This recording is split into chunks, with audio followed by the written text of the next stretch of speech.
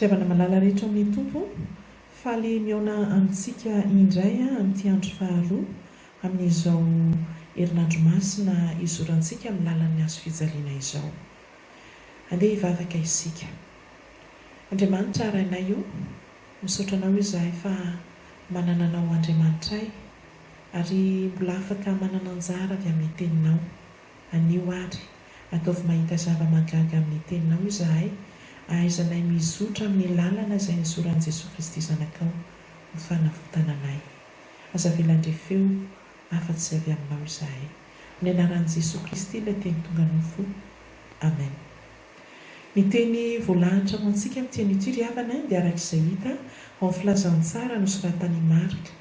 Marika 12 ovakintsika ny 9:20 hatramin'ny 9:17. Ny tantara indrindra ny nanontaniany Sadseo an Jesosy ny amin'ny hitsanganany maty. Toy izao vaka ny teny amin'ny anaran'ny Tompo.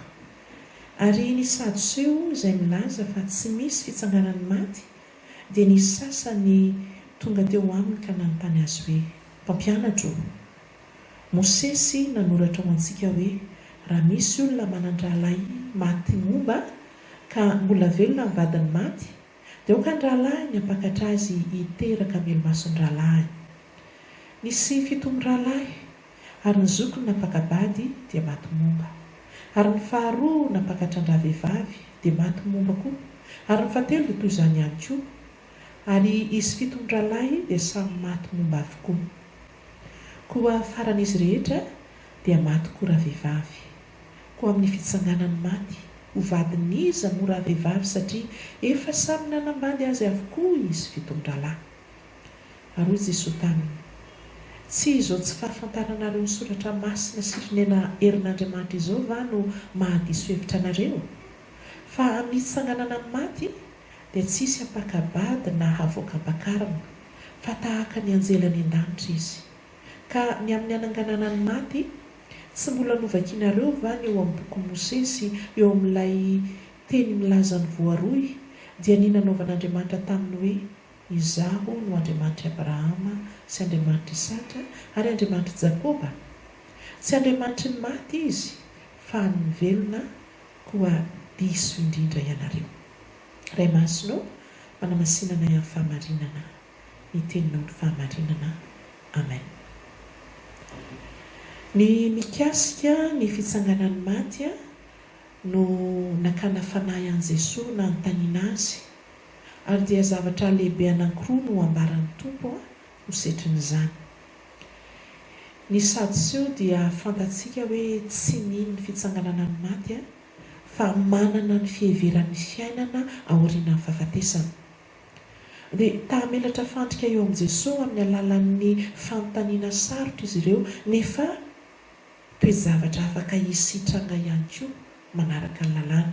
Inona moa ilay lalàna? Ilay lalàna araka ny voalaza amin'ny 7:20, lalàn'i Mosesy manao hoe raha misy manan-drahalahy maty momba ka mbola velona ny vadiny maty, dia aoka ny rahalahiny hampakatra azy hiteraka melomason'ny rahalahy. Raha jerena arak'izany tokoa ry havana dia hita hoe lalàna maneho fihetsika atosika ny fitiavanamana, fitiavana ny rahalahy mba tsy havery tondro maso ilay rahalahy. Dia nisy tantara nambara teto milaza ny amin'ny 7 rahalahy samy maty momba avokoa, ary ny fandimby napakatra ny vadin'ilay lamatoa. Ary setrin'izay amin'ny maha olombelona dia nitranga ny fanontaniana hoe ho vadin'iza ary ilay ramatoa any fanjakan'ny lanitra raha samy nanambady azy izy 7 rahalahy. Dia noararao taon'i Jesosy izany nanaovana fampianarana, ary misy foto-kevitra anankiroa fampianaran'i Jesosy eto. Foto-kevitra voalohany dia arak'izay hita ao amin'ny 5:20. Koa amin'izany ao amin'ny 5:20 azafady, fa amin'ny fitsanganana amin'ny maty dia tsisy hampakabady na havoaka ampakarina, fa tahaka ny anjely any an-danitra izy. Izany hoe tia Jesosy ariary izany eto hoe ny fiainana any ankoatra dia mifanohitra amin'ny fiainana eto an-tany. tsy mitoy any intsony a ny fanambadiana tetỳ an-tany zavatra hafa ny any fiainana any amin'ny fanjakany lanitra tsy fitohizan'ny fiainana eto an-tany tsy hoe miteto a mitoy ihany dia ho lasa tsaratsara kokoa tsy izay tsy isy mpampakatra sy ampakarina intsony any tsy misy fanambadiana any fa ambarana eto hoe samy zanak'Andriamanitra izay ilay ambarany tao amin'ny 5:20 teo hoe fa tahaka ny anjely any an-danitra izy. Misy zavatra tsara sasany ho hitany, misy zavatra tsara koa nefa tetỳ anjavona ary isolo tsaratsara kokoa any. Isan'izany ohatra ny fanambadiana, ny fiainan'ny fianakaviana, fa misy zavatra tsaratsara kokoa noho izany any. Ary efa ampatsiarovin'Andriamanitra izay anaiky azy sy anaraka azy izany. Eto izany izao a, isy 7 rahalahy toa tsy nanao afa-tsy ny nanambady ary dia nitoy tamin'ny fahafatesana ny fandimby. Dia vao maika izay a, manamafy hoe na tsara aza ny manambady a, tsy misy izany any amin'ny fanjakany lanitra. Fa izy tsara kokoa noho izany any dia tsy inona akory fa ny maha zanak'Andriamanitra. Izay ny fampianarana tiany Jesosy ampitaina voalohany. Fa fampianarana faharoa izay tiany Tompo ampitaina eto a, dia hita ao amin'ny 4:20 sy 7:20 iverenako vakiana io. Ka ny amin'ny ananganana ny maty tsy mbola novakianareo va ny eo amin'ny boky Mosesy eo amin'ilay teny milaza ny voaroy dia nanaovan'Andriamanitra taminy hoe izaho no Andriamanitry Abrahama sy Andriamanitry Isaka ary Andriamanitry Jakoba. Tsy Andriamanitry ny maty izy fa ny velona ko adiso indrindra ianareo. Eto izany dia hita tokoa hoe tena diso fanantenana tsy nampoziny ilay Sadoseo filazan'i Jesosy fa any amin'ny fanjakany lanitra dia tsy mety maty intsony ny olona any. Tsy nampoziny Sadoseo a ny amin'ny resaka fitsanganana amin'ny maty io. Izay tiany Jesosy asongadana izany eto dia ny amin'ny toetra an'Andriamanitra. Ny maha-Andriamanitra an'Andriamanitra, ilay Andriamanitra tsy mety maty, Andriamanitra velona sady Andriamanitry ny velona.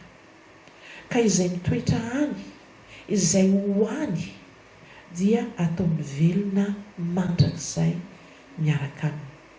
Ary izay no nahatonga an'i Jesosy namerina eto ilay tenin'i Jehovah tamin'i Mosesy hoe izaho no Andriamanitry Abrahama sy Andriamanitry Isaka ary Andriamanitry Jakoba. Izany hoe ry Abrahama, ry Isaka ary Jakoba velona izy, velona any an-danitra satria ny Andriamanina dia Andriamanitry ny velona.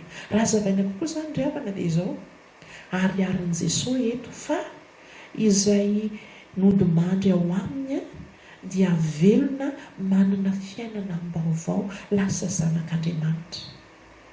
Dia amarin'i Jesosy eto mihitsy fa marina ilay hoe Andriamanitra io dia Andriamanitry ny velona. Ary satria Andriamanitry ny velona dia velominy izay maty rehetra ao aminy ary tsy mety maty intsony.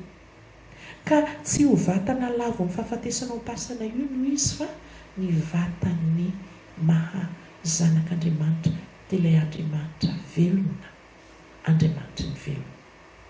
Inona ary ny fotoantsika avy amin'izany fanazavana rehetra izany? Ireto Sadoseo ireto a, miaina ao amin'Andriamanitra nefa manohitra ny fitsanganan'ny maty izay drafitr'Andriamanitra eo amin'ny fiainan'ny olombelona. Ny fitsanganana amin'ny maty a dia anisan'ny fanekem-pinoana ngeza be eo amintsika kristianina. Ireto Sadoseo ireto a, ireo tsara tandresy lahatra an'i Jesosy izy ireo. Tamandrika an'i Jesosy dia nanao tantara sarotra inoana. Sarotra inoana satria ataon'ny olona anankiray ahoana moa no hanambady impito hoe. Angamba mety ho tanteraka ihany hoe ampirafy olona 7 raha velona. Fa raha isaky ny maty ny anankiray dia hanambady dia toy izany ny fandimby impito. Mety ho tanteraka ve izany? Ny fiheverana toy izany ry havana no mahazo antsika indraindray. Tana-poro fampisaintsika ny zavatra mahazo antsika eo amin'ny fiainana. Dia inona ary no ilaina sy takiana amintsika dia izao? Finoana aseho amin'ny asa fa tsy hiezaka anapofo ny fisainantsika fotsiny amin'ny maha-olombelona antsika. Tsy takantsika ny alalan'ny fitiavan'Andriamanitra amintsika. Jereo ange eto hoe valiteny tsotra no nentin'i Jesosy namaliana ireto sadoseo ireto, dia mila mitandrina tokoa isika fa ny olona mandalo amin'izao fiainana izao no miantehitra amin'ny hita maso. Tsy tahaka izany ny any amin'ny fiainana mandrakizay. Any amin'ny fiainana mandrakizay any fiainam-baovao no miandry any an-danitra any. Tsy misy olombelona mampakabady any. Ny olona any an-danitra, ny olona any amin'ny fiainana mandrakizay olona miadana amin'ny asany. Izany ny olona any. Fa raha mbola mitady fanampiana any, tsy izy izay. Amin'izao fiainana izao isika no miezaka, amin'izao fiainana izao isika no misasatra, amin'izao fiainana izao isika no miaina ny fiainany zanak'Andriamanitra, amin'izao fiainana izao isika no miaina miditra amin'ny vavahady ety. Fa rehefa any an-danitra dia miadana mandray valika sasarana. Any midera sy manompo an'Andriamanitra mandray valosoa. Inona ary ny afatra eto am-pamaranana? Lo hevitra iombonantsika ao anatin'izao herinandro masina izao hatrany fa olombelon'ny fitsanganan'ny tompony mino. Fanirian'Andriamanitra ny ahavelona miaraka amin'ny olombelona rehetra. Tian'Andriamanitra hitovy amin'ny faniriany ny faniriantsika. Inona ny fanirian'Andriamanitra? Andriamanitra mivelona izy ary mamelona sy manakana ireo rehetra nodimandry ao aminy. Tia no velona sy anana fahavelomana mandrakizay ao aminy isika, ary tia no vavolombelona izany fahavelomana izany eo amin'ny fiainantsika dieny ety an-tany. Koa aoka ametraka ny fitokisantsika aminy, fa tsy hitady izay mivaingana amin'ny hita maso fotsiny. Aoka ny fiainantsika andavanandro ho porofo mivaingana tsy mivadika amin'Andriamanitra, ho vavolombelona ny amin'ny fitsanganana amin'ny maty, tahaka izay efa nitsangana Jesosy tamin'ny maty. Dia eny aneriavana ny fanahy masina hiasa mahery amintsika hatrany, ahaizantsika mifikitra aminy ka hijorontsika ho vavolombelona teny amin'izao androm-pahavelomantsika izao. Vavaka isika. Andriamanitra rainay io, rainay ianao amin'ny alalan'i Jesosy Kristy ilay tompo tia anay. Misaotranao izahay fa afaka nanana anjara avy tamin'ny teninao, nampianatra anay, nampatsiaro anay indray ny amin'ny fitsanganana amin'ny maty izay antony nitsanganan'i Jesosy tamin'ny maty, ary tokony ho vavolombelona izany tokoa izahay tompo eo amin'ny fiainanay amin'izao androm-pahavelomanay izao. Aokary izahay ahay ankatoanao hatrany, anaraka anao, anaiky anao amin'ny fiainanay, ka tsy hijery amin'izay hita, hifikitra amin'izay hita amin'ny maso fotsiny ihany, fa ianao no Andriamanitra ay. Dia tareo amin'ny fanahy masina izahay aizany miaina amin'ny mahazanak'Andriamanitra anay dia ny amin'izao androm-pivelomanay izao. Dia misaotra no ny amin'ny valimbavaka atolotra aoka hitehirizana ho anay ao aminao Andriamanitra ay. Misaotra indrindra tompo noho ny amin'i Jesosy Kristy izay nampianatra anay vavaka manao hoe raha ny ahoza ny an-danitra mamasinina ny anaranao, ho tonga ny fanjakanao, atao any sitraponao ety an-tany ho tahaka ny an-danitra. Omeo anay no izay anasaza ho anay, ary mamelana elokay tahaka ny namelanay izay meloka taminay. Raisa mitondra ny eo amin'ny fakapanahy, manafahany amin'ilay ratsy, fanao fanjakana sy ny hery, anao ny voninahitra mandrakizay. Amen. Raisa ny fonona sy ny fanantenana ry havana ny tsodrano, atolotra sy tononona amin'ny anaran'ny tompo, ary ho tanteraka amintsika rehetra. Ary Andriamanitra ny fahasoavana rehetra izay efa niantso anareo amin'ny voninahitra mandrakizay amin'i Kristy, rehefa niaritra fahoriana vetivety ianareo, izy no tanteraka sy ampiorina ary ampitoetra anareo. Ho azy ny fanjakana mandrakizay ho aminareo rehetra izay ao Kristy aneny fiadanana. Amen. Von'Andriamanitra irery amin'ny voninahitra, amin'ny anarany iray sy ny zanaka ary ny fanahy masina. Amen. Sametan'Andriamanitra ry havana, brarso.